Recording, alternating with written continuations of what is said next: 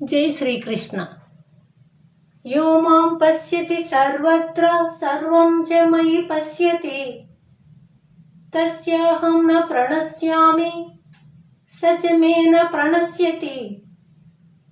ఎవడైతే సర్వభూతములందు నన్ను చూస్తున్నాడో మరియు నా యందు సమస్త భూతములను చూస్తున్నాడో అటువంటి వాడికి నేను కనపడకపోను, నాకతడు కనపడకపోడు అని శ్రీకృష్ణుడు అర్జునుడికి చెప్పెను.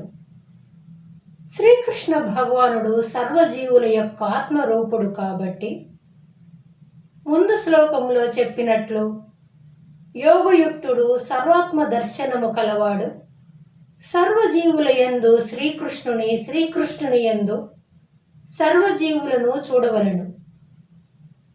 ఈ విధంగా సర్వభూతములను పరమాత్మ యందు సర్వభూతములను చూస్తున్న వానికి పరమాత్మ కనపడకుండా ఎలా ఉండగలడు?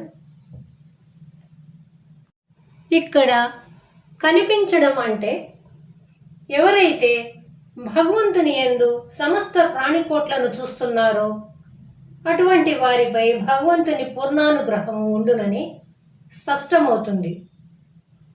సర్వజీవులు భగవంతుని బిడ్డలైనప్పటికీ తనను ఆశ్రయించు వారినే భగవానుడు కరుణించును.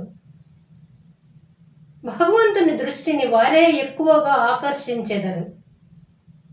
సర్వజీవరాశులలోనూ